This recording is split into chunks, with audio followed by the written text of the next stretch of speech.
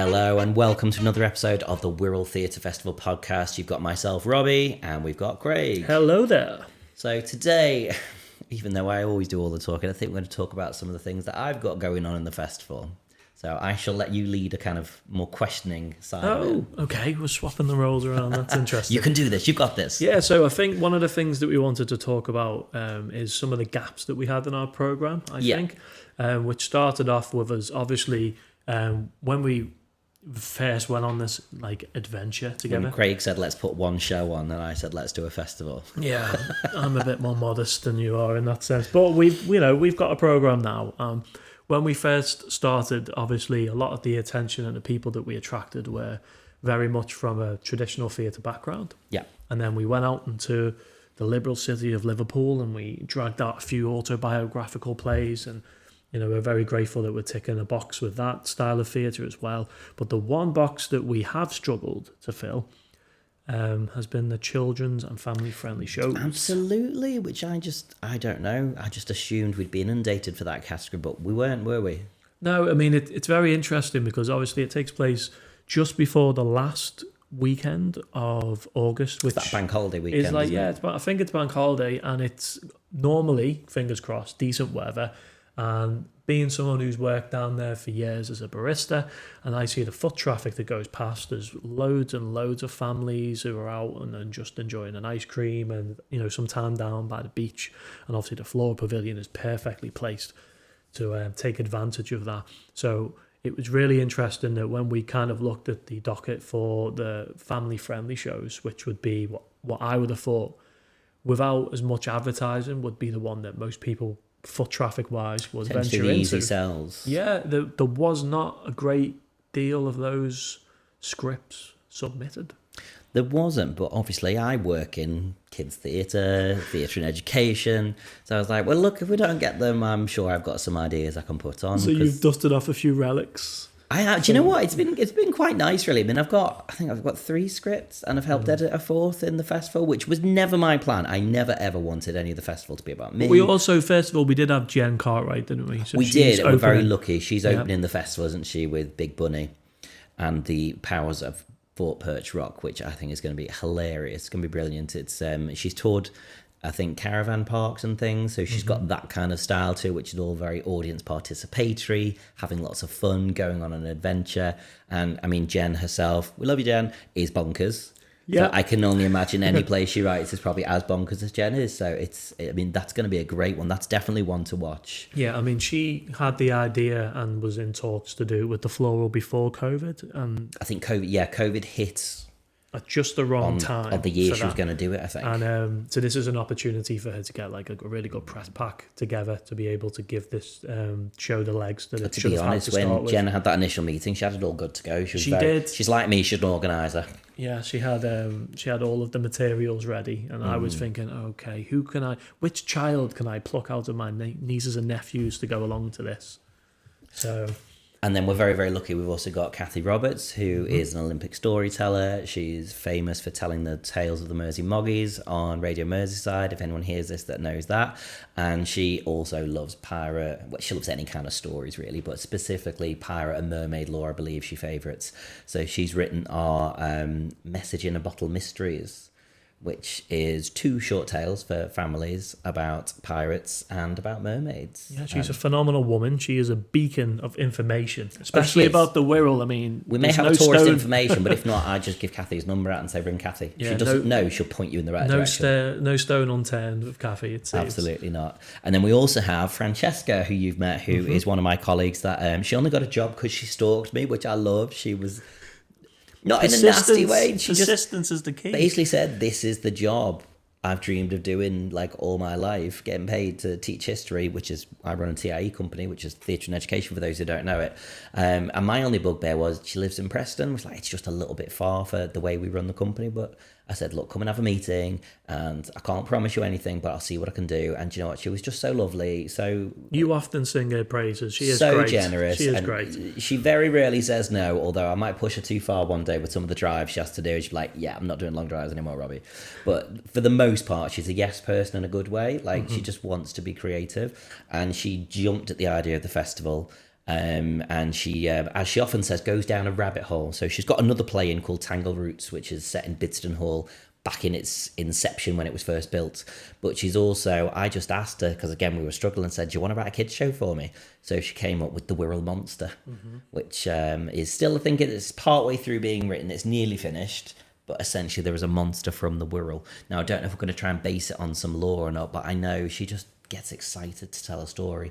She runs D&D groups, which for those who don't know is the Dungeons and Dragons, where basically you're just fantasy storytelling and battling and just having lots and lots of fun with dice and things. Yeah, she's got energy to burn, and I think kids absolutely love that. She has. They're drawn to her like moths to a flame, essentially. Yeah.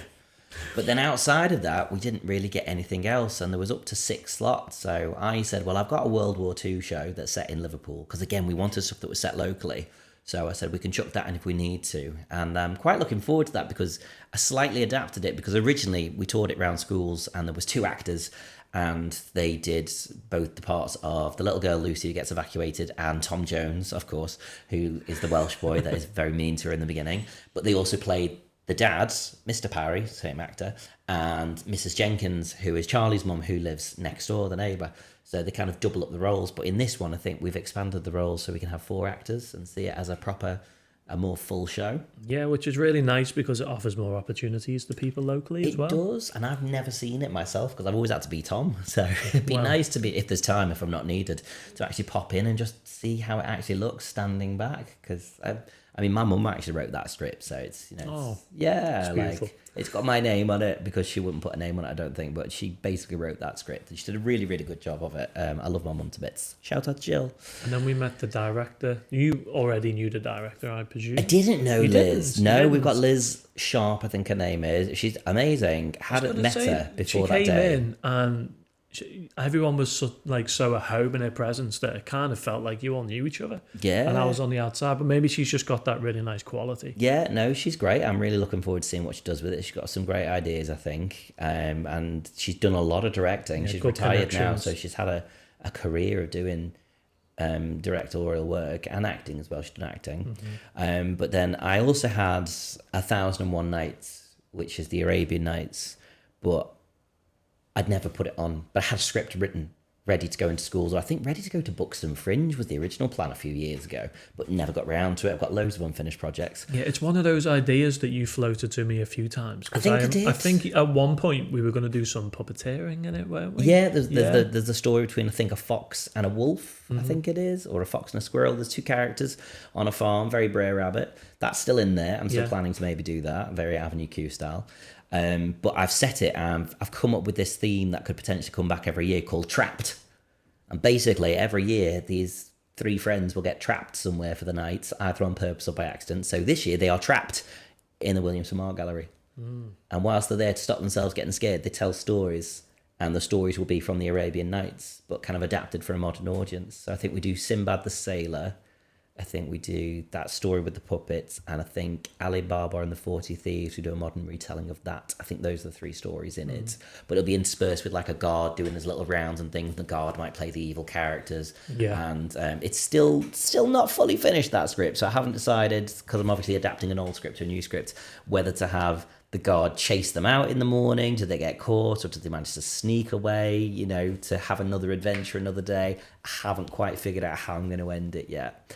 But I might even leave that to the actors to figure out what they think's best. Yeah, and as they work through like it. You say, it's quite interesting when you have like a format, if it works, that you can just, keep dipping in with different stories every year. Maybe throw in a different location. Well, again, it's something, like I love Famous Five. If they brought a new Famous Five play out every year, I'd probably go and see it for the nostalgia. Yeah. And I know Famous Five as the brand. Yeah. So anything that comes with the Famous Five brand, I'll probably be interested in. So if we can make Trapped a brand, and people love the style of the Trapped show, we're like, let's go and see how they do it in Fort Perch Rock. Let's see how they go and do it on Hilbury Island. Let's see how they go and do it in Flaybrick Cemetery. It's bringing a fresh look to a show that's already out there, essentially. Yeah, and you never know, depending on what form the festival takes moving forward, you might even be able to do it at the venue. Yeah, at the venue. There might be a scenario where Trapped in Fort Perch Rock would take place there, or Trapped in the Williams Art Gallery. You might even have one that's on in each location for 3 days, so that people can move around with the shows.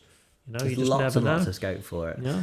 And then the last one, I always wanted to write a spooky one, a haunting one. But again, didn't necessarily want to write one for this festival because we had a little space. I said, look, I've got this spooky tales idea I could just throw in.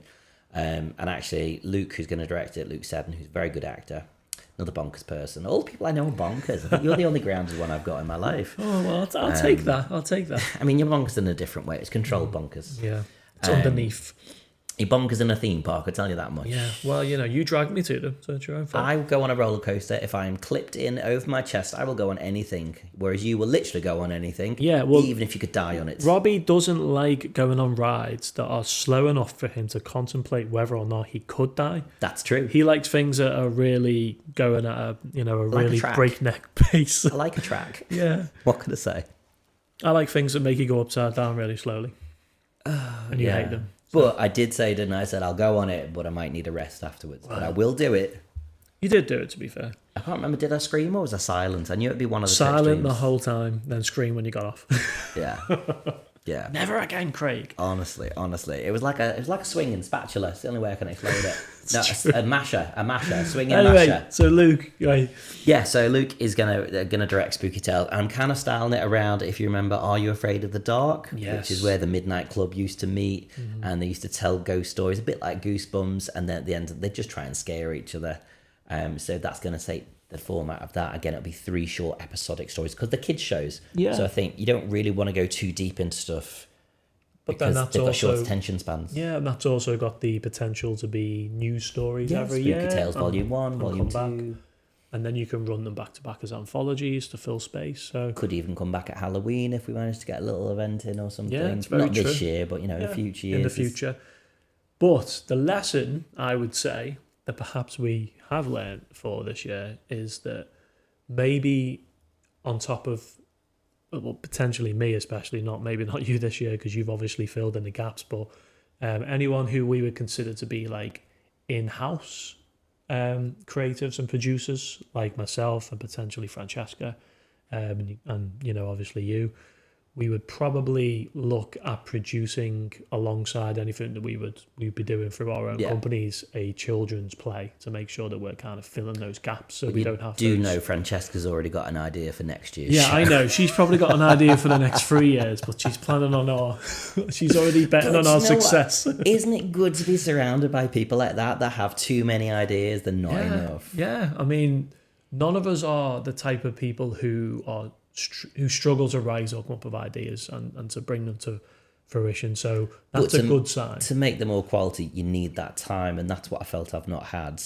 They will be good, but could they be even better had I had a long time to get them all put together? Do you know what I mean? Yeah, potentially. But the editing process with these style of this style of storytelling, because they're compartmentalized into the 3 different ones, it means that you can interject at any part and improve them. So at least that format is nice. Like with mine obviously being a 45-minute long form, if I'm to put anything extra in or take anything out, it's they require like considerable thought because it'll alter everything. Yeah, well, you like to have a kind of these smaller stories, you can embellish them at any point as long as you have the time, of course, and your actors are willing to go with it. But if you see this is missing a little bit of this, you can kind of be like, precious. Here's a prop, make this work. The problem is I may throw, as you know from working for me anyway, I may throw too many ideas. Like, oh, should we try this? Oh, should we try this? Oh, should we try this? Or like, they've only got a week before show opens. Okay, let's not. Yeah, well, some things stick and some things miss. That's just the way it is. Yeah. I think the other thing we need to know, because we don't have infinite amounts of space, do we, to put things, what bits of set or prop people want or are planning to bring so we can plan how it's going to be stored in the room on the day. Yeah. And it'll have to be gone that evening or after their show finishes. Yeah, it's like when I recently went to watch Abigail Isabella, I think she calls herself on Facebook, went to watch her festival. Was that the Duh Festival? The Duh Festival. Very good experience. I'm sure it'll be renewed for a second year. It'll be good opportunity for people to go and see more local people in Liverpool. Basically for hers, it was table, 2 chairs, 2 props of your choice.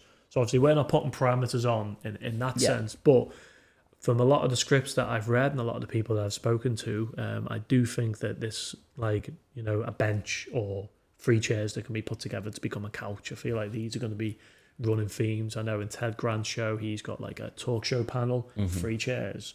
The Island, my show, 2 chairs. The Reunion, a bench. Love a good chair. So, I imagine that we're probably going to have like 3 or 4 chairs that can be multifunctional and probably show up in many different performances. Can be covered with a blanket. It's now a futon. It's completely different, but it has a different throw over the top of it. But yeah, so having things that can be used in multiple different ways that are quite neutral is nice. And then obviously we don't want to end up with our house being completely taken over with the things that especially your house. I think we're going to be lucky. I think the Palace Arcade next door are going to offer us some storage space. Yeah. So any big bits that we can't necessarily take or use, so it's should be able to put there. Making sure that when we invest in things for the festival itself, that they're things that can be, multi-purpose and used year upon year. So like, we were talking about flats, and you were thinking about potentially maybe we won't have time for this year, but having something where backdrops can slot in. Great idea to be able to give people the opportunity to have their own unique stuff, but at the same time it's very easy to store as opposed to kind of taking over. I mean, I remember when I went back in the day doing my company, and I had like bits of stage that I made on wheels that I don't even know where they are. A bar, didn't you? I did have a bar. Yeah, I built a bar, but then I realised that's not ideal for touring a piece. And then I also built my own flats, which I think were left behind when my brother sold his house. So, yeah, it's about making things and making sure that we can repurpose them and keep using them. Yeah, of course. Make the right investments with that.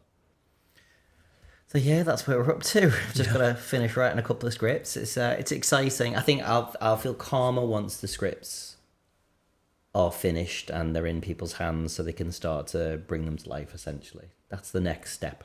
Yeah, and we kind of know as a default for year 2, if we run back year 2, which we think we will, we'll have at least 3 plays from the 3 of us, me, you, and Francesca. Oh, absolutely. I mean, you had an idea of this year, which you can then put on a back seat because we got enough submissions, didn't you? So that's probably going to be my primary show for next year, which I think I might just direct next year, depending on how stressful this year is. Opposite each other in something proper. Yeah. But potentially, yeah. Well, we'll see how it goes. See how much we can shift onto other people so we can enjoy it a bit more in the second year. Because that's the thing is, like, I will enjoy being on stage as much as I would enjoy watching other people, kind of thing. Yeah, it's one of those. I'm really excited to get back with a script in my hand and to be performing. But if you are taking responsibility for the stuff that you're in as well, it does taint that kind of childlike enjoyment, and people look to you and they're like, oh, you know what's going on, right? And you go, yeah, sure. Sometimes it's nice to just be the person that asks the questions instead of has to have all of the answers. So yeah. And I think we'll probably open submissions from September.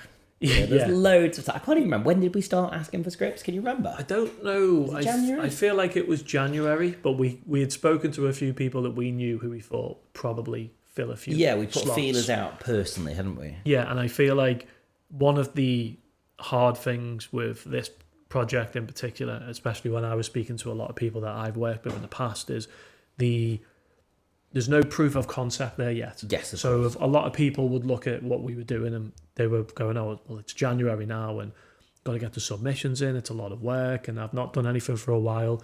Once they've hopefully seen that we've gone on the journey and we've proved that it can be done and it's something that's successful and they don't need to worry too much about the other side of it, then hopefully those people will probably come forward for the next year, because there's a lot of interest but also a lot of reservations as well. Apprehension. Yeah. But we'll see. We're doing the best we can, and that's all we can do. And we just hope to see you all there. So if you have been listening this far, you can find out more information on our website at www.wirraltheatrefestival.co.uk.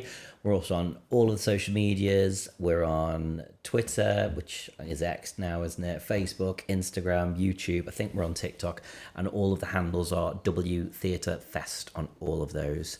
YouTube is great. If you can't get Spotify for our podcast, you can catch the episodes on there. They're automatically put on. And yeah, just spread the word and hopefully we'll see you at our festival. And we can't wait to show you what we've done. So for now, it's bye from me. And bye from me.